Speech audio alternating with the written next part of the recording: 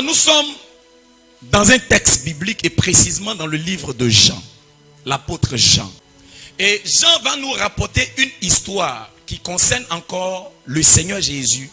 Et là précisément dans cette histoire au chapitre 4 de Jean, il est question de Jésus et d'une Samaritaine. La Bible nous dit que Jésus faisait baptiser des personnes qui venaient à lui, mais toutefois ce n'était pas lui, mais c'était ses disciples qui le faisaient à sa place. Et la Bible dit que Jésus va progresser et en progressant, il va arriver à un puits. Et ce puits-ci est un puits qui appartenait à Jacob. Et à ce puits, étant fatigué, il se pose. Et quand Jésus se pose, la Bible déclare qu'à la 6e heure, il y a une femme samaritaine qui se déplace pour aller au puits. Alors, elle se déplace à la 6e heure pour aller au puits. Normalement, pour une bonne femme qui est mariée, tu ne vas pas te déplacer à la 6e heure. Tu vas te déplacer un peu plus tôt pour aller puiser de l'eau parce que tu dois faire de la nourriture. Tu dois prendre soin de la maison. Mais une femme paresseuse comme elle, ayant déjà pratiquement 5 maris, prend son temps de pouvoir aller puiser de l'eau et à l'heure qu'elle veut. Je veux te dire quelque chose. Quand tu es une femme au foyer, quand tu es une femme qui aspire au mariage, ta manière de fonctionner doit différer. Ta manière de fonctionner doit changer. Tu ne dois plus fonctionner comme une jeune fille. Parce que l'heure devient quelque chose de capital et de très important en ce qui concerne ta vie, mais aussi en ce qui concerne ton couple. Tu dois prendre le soin de te dépêcher d'aller faire certaines choses. Mais cette femme paresseuse prend son temps. Dieu merci pour elle. Ce jour-là, elle fait une rencontre et une rencontre importante qui va changer son histoire, qui va changer sa destinée, qui va changer le cours de sa vie. Quelqu'un me donne un amen parce que je sais ce matin que Dieu va changer quelque chose pour toi. La Bible dit, elle arrive là et elle rencontre le maître. Elle rencontre le Seigneur. Et le Seigneur la voyant, lui demande de l'eau à boire. Et la femme va rétorquer pour dire au maître, mais attends, toi tu es juif, moi je suis une Samaritaine. Entre les juifs et les Samaritains, il n'y a pas d'entente, il n'y a pas de relation. On ne prend pas le soin d'échanger, de causer ensemble. Parce que l'histoire date d'il y a longtemps. Alléluia. Je ne veux pas venir à ça. Et alors, quand elle finit de parler au Seigneur, le Seigneur lui dit, mais attends, dame, il y a quelque chose qui ne va pas chez toi. Parce que si tu savais, d'abord, celui qui était en train de te demander de l'eau à boire, je pense très bien que toi-même tu lui aurais demandé de l'eau à boire. Alors, la femme est choquée dans son esprit et elle se demande, mais ce type, qu'est-ce qu'il a? Il me demande de l'eau à boire et tout à coup, il inverse la situation et c'est moi qui dois lui demander de l'eau à boire. Comment ça se fait? Et alors, elle regarde autour d'elle, elle observe la position du Seigneur, elle regarde qu'il n'a pas de seau et il n'y a pas de lien sur le seau pour pouvoir puiser de l'eau. Et elle lui dit alors, mais dis-moi, comment vas-tu puiser de l'eau pour me donner? Pendant que ce puits, là où nous nous tenons, est profond. Avec quoi vas-tu puiser? Tu n'as rien pour puiser. Donc, quelle eau vas-tu apporter à ma vie qui va m'apporter réellement quelque chose de bon? Alléluia. C'est de là que sort notre thème. Puiser sans un lien. Dis à celui qui est à côté de toi, puiser sans un lien. Alors, la femme pose la question au maître. Et sa question part du fait que pour puiser l'eau dans ce puits, il est impératif d'avoir un élément qui va te permettre de pouvoir puiser l'eau. Donc pour elle, Jésus ne tient pas et Jésus ne possède pas la chose qu'il faut pour puiser de l'eau. Pendant que elle a cette chose. Écoute-moi, je veux te dire quelque chose ce matin. Et je voudrais que tu puisses bien comprendre. Ce n'est pas parce que tu disposes de certaines choses que tu ne vois pas chez ton frère que tu vas croire que ce dernier n'a pas la capacité de posséder ce que toi tu possèdes. Ce n'est pas parce que tu es en train de voir les autres évoluer sans avoir les atouts, les opportunités qu'ils ont, que tu vas te dire que tu es freiné. Écoute-moi, il y a deux catégories de personnes. Il y a ceux qui sont capables de prendre avec des éléments, avec des atouts, avec des moyens. Mais il y a ceux aussi qui sont capables de prendre sans avoir d'atouts, sans avoir de moyens. Et ce matin, tu fais partie de la catégorie de ces personnes. Je prophétise et déclare sur ta vie que tu obtiendras, tu puiseras et tu prendras sans avoir les opportunités des autres. Quelqu'un qui me donne un amen et bien la chose est avec toi. La femme samaritaine dit à Jésus, entre nous, il n'y a pas d'entente. Entre nous, il n'y a pas de lien véritable. Comment vas-tu faire? Écoute-moi attentivement. Je voudrais te dire quelque chose d'une manière prophétique. De Jacob représente pour nous la profondeur. Et à l'intérieur de cette profondeur, il y a l'eau. L'eau symbolise dans la parole de Dieu la parole de l'Éternel. L'eau est l'image aussi de la parole de l'Éternel. Donc, aller au puits de Jacob, qui est un patriarche, qui est un père, qui est une alliance auprès de Dieu pour le peuple d'Israël, c'est donc aller puiser, n'est-ce pas, la parole. C'est donc aller puiser, n'est-ce pas, à la source. C'est donc aller chercher la profondeur. Donc cette femme se déplaçant pour aller puiser au puits de Jacob était une femme qui partait puiser la parole de Dieu, qui partait puiser l'évangile, qui partait puiser la loi de Dieu. Mais il y avait un problème au niveau de cette femme. Lorsqu'elle partait puiser, elle puisait avec un seau.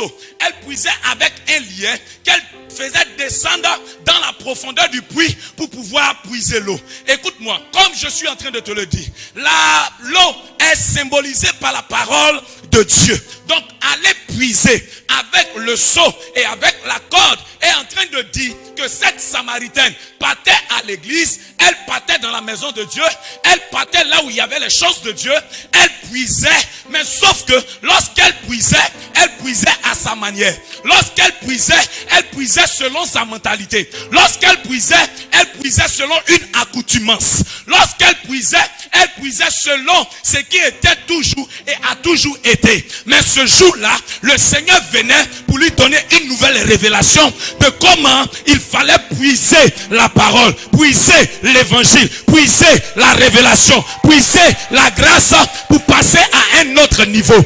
Écoutez, nous avons l'habitude de puiser la parole de Dieu et de comprendre la parole de Dieu d'une certaine manière, avec nos habitudes, avec nos accoutumances.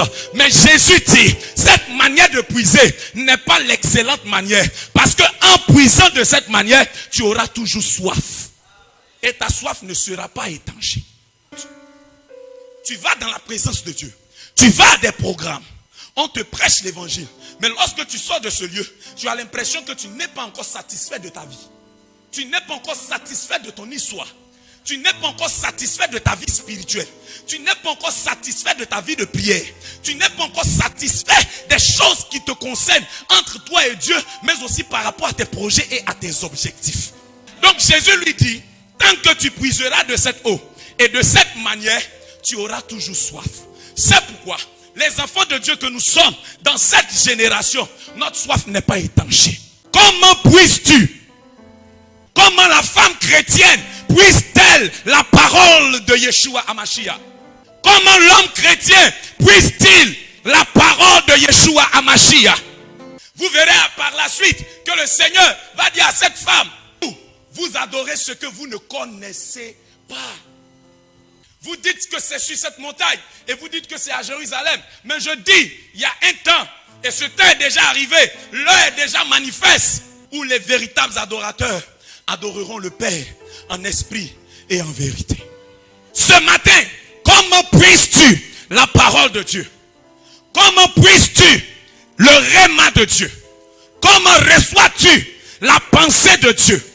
Pourquoi il est dit, oh, c'est le Père spirituel qui ne m'entretient pas bien. C'est le Père spirituel qui ne me suit pas bien.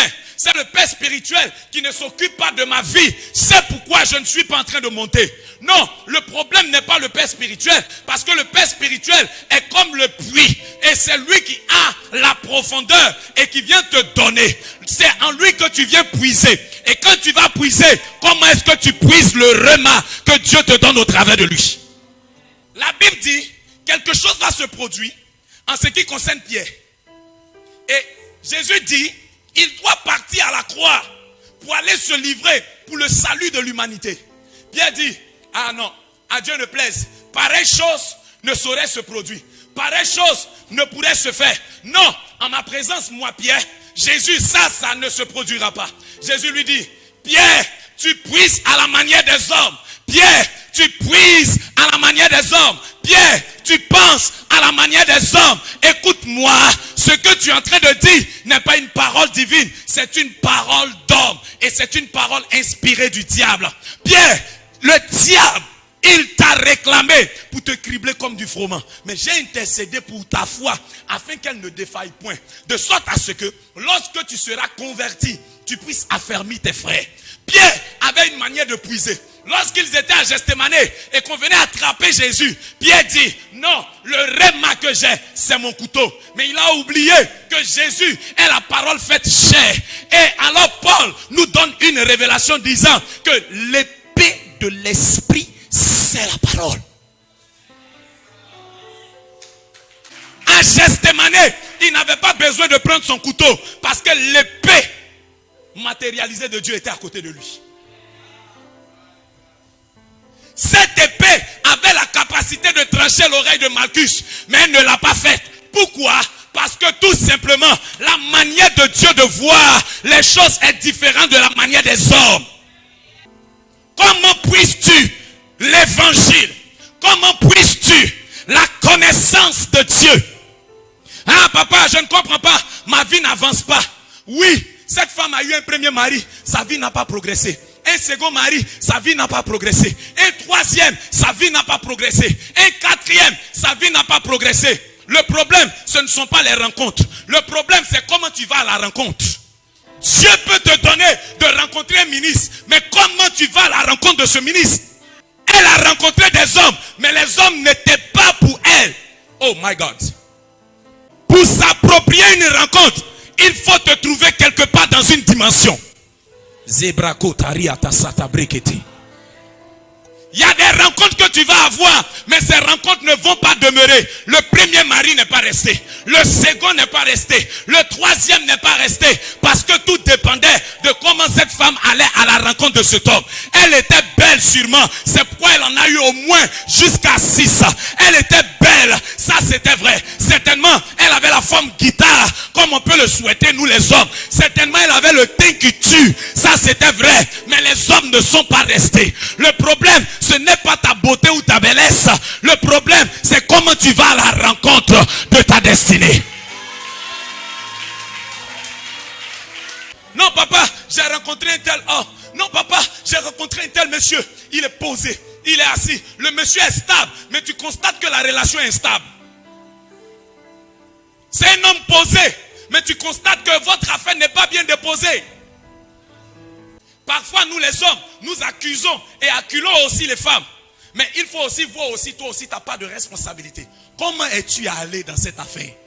Tout est porté sur la femme. Tout est porté sur la femme. Bien sûr que oui, tout est porté sur la femme.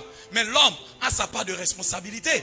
Reconnaissons au moins la bonne grâce et la bonne douceur de la femme.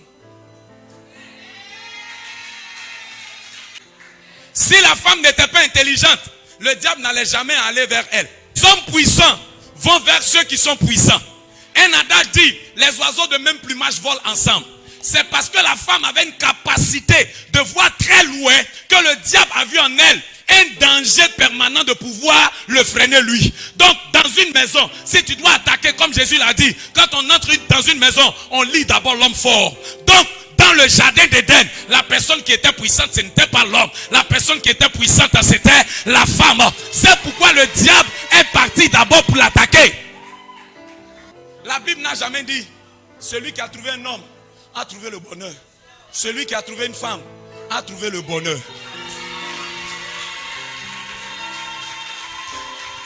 Je vais te dire quelque chose, mon frère. Avec une femme, le cœur ne suffit pas. Le cœur ne suffit pas, mon frère. Il ne faut pas te fatiguer. Tu sais, bébé, je t'aime. Je t'aime. La femme n'a pas le don de vision pour voir dans le cœur d'un homme. La femme a le don de vision de constater les actes posés par un homme.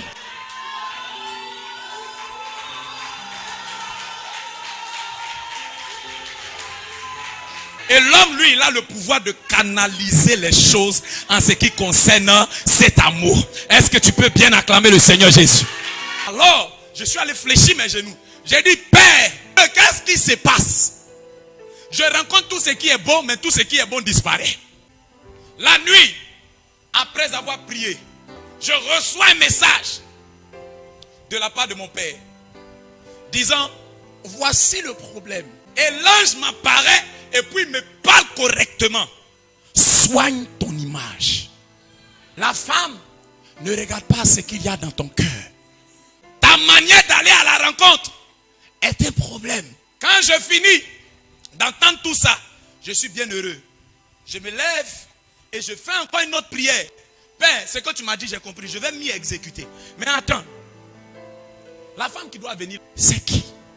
Au moins cette fois-ci, je sais comment je vais m'y prendre pour y aller. C'est alors qu'on me présente une vision. Et dans cette vision, je vois l'image du mariage de l'épouse que j'ai présentement. Et nous allons ensemble. Et puis le mariage se fait. Alors cette femme samaritaine partait puiser l'eau. Maintenant je t'explique pour aller rapidement et terminer. Quand elle part puiser l'eau, elle jette le seau. Puisque le puits est profond, donc elle ne peut pas y descendre. Donc elle est obligée d'utiliser un accessoire pour pouvoir y parvenir. Maintenant, le Seigneur m'explique un peu la petite profondeur de cette affaire. Il dit, tu vois, le seau, c'est ce qui lui permet de puiser. Mais il y a un autre problème. La corde qui lui permet de puiser avec le seau est un lien dans la destinée de cette femme. Donc, elle puise la profondeur de ce qui me concerne, mais elle le puise avec un lien. Maintenant, Jésus lui donne la révélation pour comprendre que, effectivement, tu puises avec un lien. Celui qui puise là aura toujours soif. Mais moi, je vais te donner une eau. Et la femme a la réponse. Elle dit, toi, tu n'as pas de corde. Moi, je puise. Ils ont accompli une chose dans la vie de Joseph. Donc, Joseph est allé dans les profondeurs sans corde et sans lien. Les frères de Joseph venaient de rompre le lien familial qui pouvait retenir Joseph dans sa destinée. Alors, ma soeur, quand tu vois quelqu'un qui est en train de te rejeter, quelqu'un qui est en train de te vilipender, quelqu'un qui est en train de te rabaisser, quelqu'un qui est en train de t'emmener au bas de l'échelle, quelqu'un qui est en train de t'enfoncer dans un puits, commence à danser, commence à célébrer, parce que cette personne est en train de rompre les liens qui existent dans ta vie. Tu n'es pas en train de comprendre ce que je suis en train de dire ce matin. C'est pourquoi dans la vie, la plupart des rejetés sont ceux-là qui sortent brillants. La plupart des abandonnés sont ceux-là qui deviennent puissants. Parce que en les abandonnant, on coupe le lien, on coupe la corde, on brise cela et cela les défait et ils peuvent aller plus loin. Pourquoi Joseph, en Égypte, il ne pouvait pas échouer. Il n'a pas de lien. Il n'y a pas de lien qui l'accompagne. Toi et moi, il y a sûrement quelque part un lien. Et Jésus donne cette révélation. Alors ce matin, la leçon que le Seigneur veut nous apporter à ce jour de Pentecôte, c'est d'être capable de puiser sans lien. La première chose à faire pour puiser sans lien, c'est de s'abandonner au Seigneur. C'est de s'abandonner à Jésus. Quelqu'un me dira, ah oui, j'ai déjà accepté le Seigneur. Tu peux accepter le Seigneur sans lui abandonner ta vie. Tu peux accepter Jésus sans lui abandonner le contrôle de ta vie. La plupart d'entre nous, nous sommes maîtres de notre vie. Nous sommes maîtres de tout ce qui nous concerne. Nous ne décidons pas avec le Seigneur. Nous ne nous abandonnons pas à lui totalement. Femme, comment tu vas à la rencontre? Et comment puisses-tu? Tu n'es pas en train de chercher à te marier pendant que tu as plusieurs femmes, plusieurs copines. Tu es là à crier à Dieu, Seigneur, je veux me marier. Mais ma soeur, tu as au moins 15 pointeurs. Dans ces 15-là, il y a au moins 3 qui sont gérés. Même pas un seul. Et quand tu arrives, papa prophétise, je vois la grâce de Dieu pour le mariage. Il y a une gestion en arrière. Comment puisses-tu? L'eau, c'est aussi le symbole du Saint-Esprit. Le Saint-Esprit peut être dans ta vie. Mais s'il y a un lien, ta soif ne sera jamais véritablement étanchée. Souvenez-vous qu'avant la Pentecôte, je vais terminer. Avant la Pentecôte, la Bible dit que Jésus souffla sur ses disciples et il leur dit, recevez le Saint-Esprit. Ils reçoivent le Saint-Esprit bien sûr, mais il y a un lien dans leur vie. Au jour de la Pentecôte, allez prier. Ils vont aller crier au Père. Ils vont aller crier à Dieu. Quand Jésus est monté pendant 10 jours, ils se sont mis à prier. Ils se sont mis à chercher la face de Dieu. Ils n'ont pas pris de corde. ils ont abandonné les liens.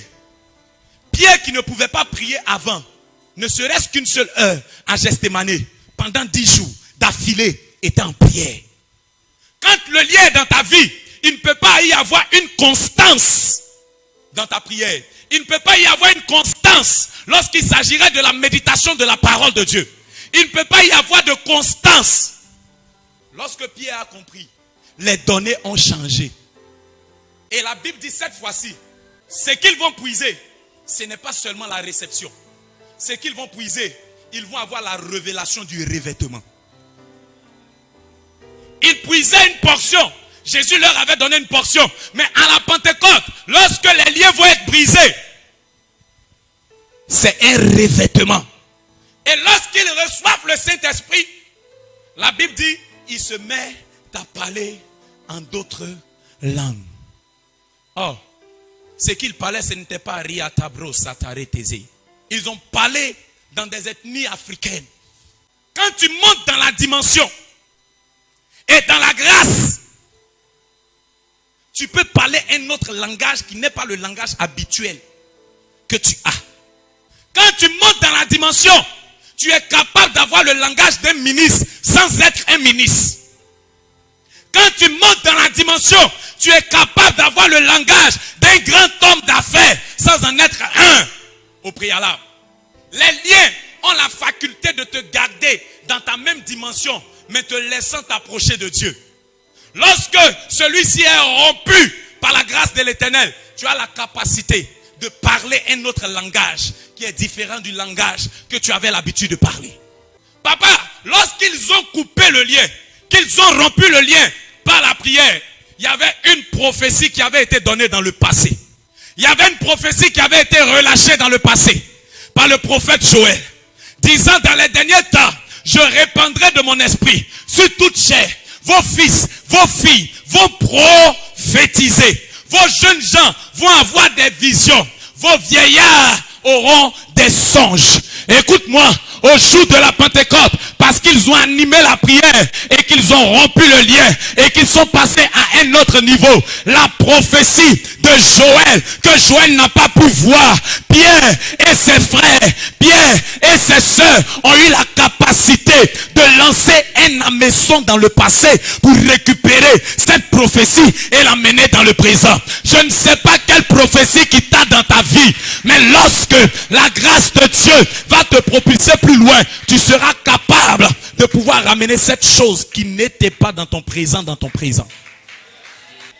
Peux-tu puiser la parole sans lien? Toi, tu ne saurais le faire.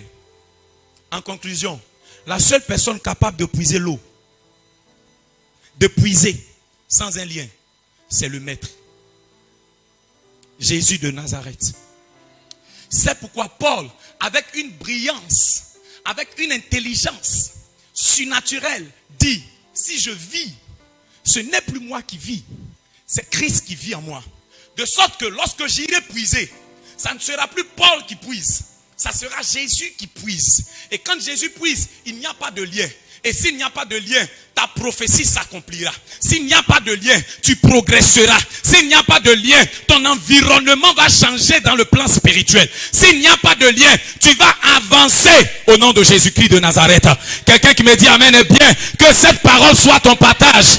Que cette parole soit ton partage au nom de Jésus.